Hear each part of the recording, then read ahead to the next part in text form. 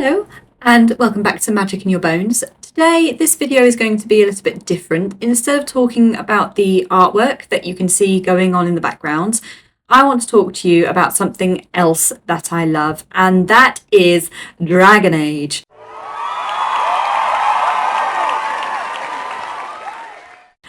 I've been talking to my fiance about it, but I need to talk about it with the new game coming out.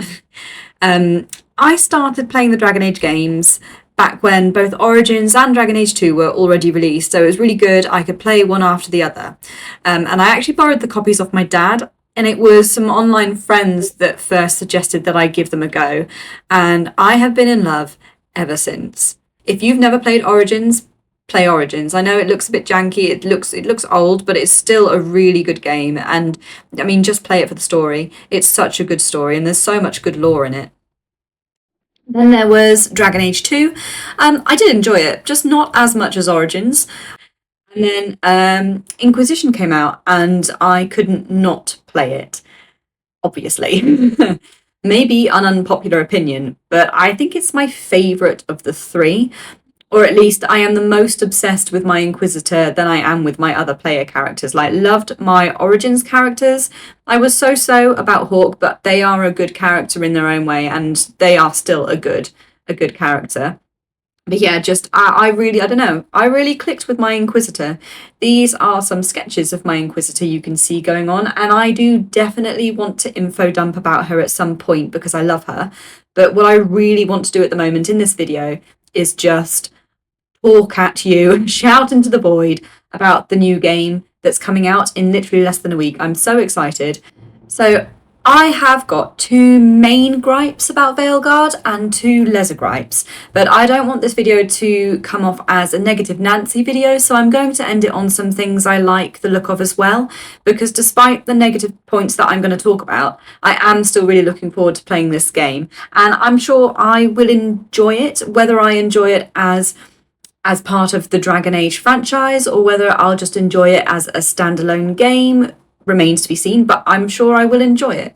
But let's get on with the video and talk about Veilguard. So this is my main gripe, like the biggest thing that I personally disagree with. Just like most fans, I think, I was so excited for the next installment after Trespasser came out. And before you ask, yes, I am a Soulless Mancer. I am still in Soul of Ellen Hell, and maybe that clouds my view, but personally, I wanted so badly to play my Inquisitor again so her story could properly be wrapped up. It just didn't end properly. It was not wrapped up, that story. I knew early on that that wouldn't happen. I couldn't play her, and I'm still salty about it. I hear a lot of people say that this is a Dragon Age game. Each game has always had its own protagonist. And to that I say, is that really a valid reason not to give us the Inquisitor again? Because all three previous games, I suppose, other than Inquisition, so the first and second games were their own story that was finished by the end of the game. There was no reason to return those characters, those main characters. But Veilguard is the first direct sequel. It makes sense to have a returning protagonist because the story of Inquisition wasn't finished. The story is still ongoing. BioWare also gave us 3 games with Commander Shepard, so I don't see why they couldn't break the mould and give us 1 game with a returning playable character. And also, in all the previous games, you were also allowed to bring 3 companions with you, which they've got rid of, so they're already deviating from the norm. So I don't think the argument of, well, this is what they've done in all DA games, is really a valid rebuttal at this point. I think this is the hill I will die on the most. And maybe my point of view is skewed, as I said, because I played a Soulless Mance playthrough. But I don't know, maybe other players who didn't romance Soulless feel the same way about things. But because then, if you hate Soulless and wanted your character to stop and kill him, would you not want your Inquisitor to have that privilege? Would you not want the story of your Inquisitor to continue in their revenge against Soulless? But yeah, let me know if you're a Soulless romance person, or you didn't, or you wanted to kill him, you hate him. Would you want your Inquisitor to take control of that. Let me know. I'm not gonna lie, having only 3 returning choices feels pretty shitty. I do think BioWare have shafted the returning fan base in favour of trying to reel in new players. I mean, personally, I think if it's a good game and done well, new players would play it anyway. They apparently released Dragon Age 2 in, 2 years? Origins came out in 2009 and Dragon Age 2 came out in 2011. So there could have definitely been more choices passed over to Veilguard. I think the main one I'm a bit surprised at is the Well of Sorrows choice. I don't think I would have cared about not having any of the first and second game choices not be included, because there is a lot of like filler choices that you have in the keep. But there were definitely more in Inquisition that could have been included. Things like the Well of Sorrows, Who Was Left in the Fade, The Divine. They've had 10 years to make this game, and it does just feel lazy to me. And BioWare's reasoning, I don't know, I didn't vibe with it. It just fell flat with me. They did as I said, Dragon Age 2 came out in 2 years and they included more choices, and they've had 10 years with this game. They've had time, they've got the resources. It really just boils down to they want to reboot the franchise for new players. And I do believe you can do both. You can create a game for new players and keep the game true to its roots. It just feels like they couldn't be bothered.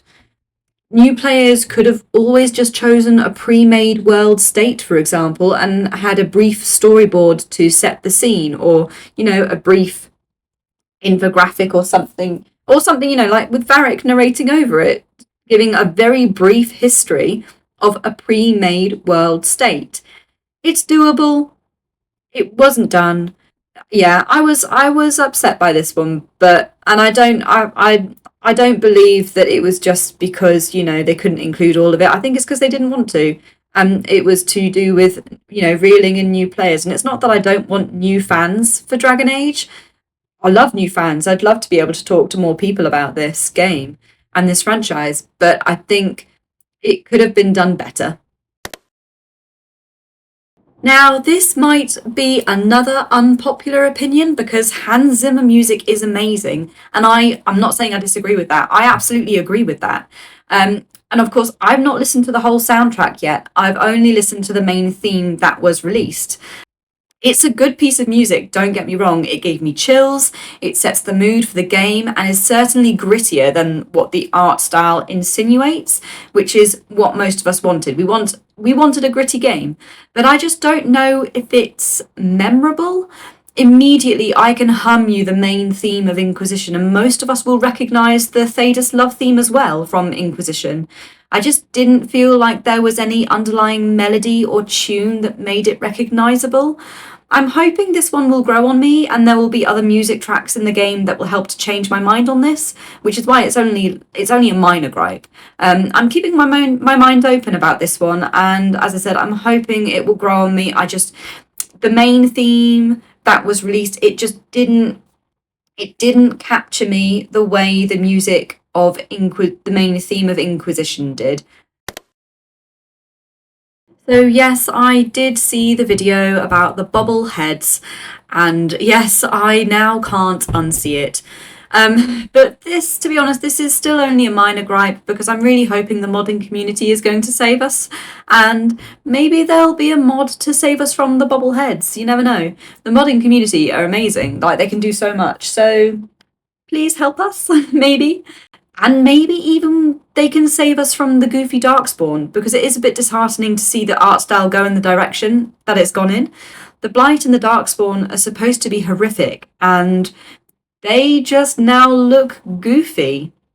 So maybe it'll be like a fix, maybe the mods will fix it, I don't know. And like, yes, I would say the Kunari also look a bit weird as well. Maybe they could make them look more like Iron Bull and what we had in Dragon Age 2. I don't know whether mods will fix this, but maybe it's something we'll just have to live with. But at the end of the day, this is still only a minor gripe, because to me, art style is secondary to the story. And as long as the story is good, I can get past the art direction, but Hopefully some things can be fixed, and maybe BioWare will fix things for the future. Don't know, but we'll see. And other than those things, overall, I do like what I'm seeing from the reviews I've been watching. So, with that said, let's take a look at the things that I'm looking forward to, or the things that I am hopeful about. Let's end it on a positive note.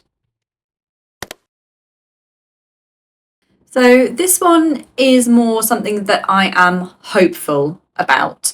I'm a pretty casual gamer. I play mostly for the story. So while the combat does seem to be a bit crowded in Veilguard, it looks very busy and chaotic with everything that's going on the screen. Combat to me is not overly important.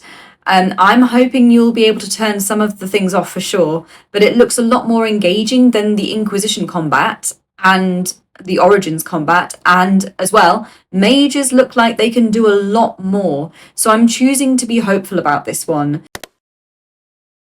Not to be confused with the art style of the game itself. As someone who does art, I just want to say how much I actually love the artwork connected to Dragon Age. I loved the tarot card art from Inquisition and the elven murals in the game, and the sort of paper cutout style that Varric voices over in some of the videos BioWare have released. It all looks amazing, and from what I've seen on other review videos about Veilguard, the artwork again looks really good. Like I've seen artwork of the companion art. I hope they haven't changed it too much, because I think it looked great and it worked so well. So again, for this one, I'm hopeful that although the art style has gone off in a direction that maybe is not desirable for a lot of us, the artwork remains true to the game and still looks good. So again, hopeful about this one. So I am one of those people who really loves character creations. I love creating characters. I love looking at their backstory. And from what I've seen so far of the character creation, it looks great. The hair choices look so much better, and it looks like you can really create a rook however you want them to be. And for some reason, this has been a bad point for some people. I don't know why some people don't like that. I've seen so many comments about the top scars being included and it being looked at under such an anti-trans lens. But my fiance actually pointed out the other day, what about breast cancer survivors who have had to have double mastectomies and decided not to have reconstructive surgery? Are they not allowed to be represented either? Like, it's such a broad spectrum of people who might be choosing that option. I don't know, it just feels like it's such a strange thing to be mad at, especially as how someone wants to make their character has no direct impact on how you want to make your character and how you then go and play the game. So for me, the character creation is absolutely a positive. I think it looks great, and I'm going to have a lot of fun, I think, creating my rook. And finally, the last positive point that I want to make is that from all the cons that I've heard about the game, one positive thing that people seem to be pointing out is that the characters, the companions are done well. And I'm glad to hear that, because I love BioWare for the characters that they have created for us. I have loved the companions from every single Dragon Age game, and I'm really hoping that I will love these companions as well. I would love to see characters like Cole and Blackwall again and the Iron Bull, but I am looking forward to meeting these new companions, and hopefully I will fall in love with them. I'm definitely going to romance either Lucanus or Davrin, although with Davrin I feel like most, if not all, Grey Warden romances end in heartache, because as far as we know, there's no cure for the Darkspawn taint and the calling that all Grey Wardens eventually succumb to. And to be honest, after Solus, I really don't want to be in another BioWare romance hell. Alistair dumping me, Anders blowing up the Chantry, and Solus being a goddamn ancient elven rebel, I could really do with just, a nice, wholesome, emotionally stable romance. And I'm definitely not romancing any mages in this game. I'm not being drawn into it. I'm not choosing a mage. I'm hopefully going to choose a wholesome, stable romance, but it's BioWare, so, anything could happen at this point. This video turned out a little bit longer than I was expecting, but I have a lot of things to say about it, and I just want to talk about it. Once I've played Veilguard, I might do another video saying my thoughts on it, and I definitely want to do another video about my Inquisitor, who you've seen me drawing in this video. I love my Inquisitor so much. So yeah, I'm going to do a video about her. If you want to know anything specific, let me know, add a comment, and give me a thumbs up. That would be really cool too. But yeah, I'd really love to know your thoughts on Veilguard and Dragon Age in general. So leave me a comment. Let me know if you agree or disagree with anything I've said. Otherwise, I'll see you in the next video. Bye!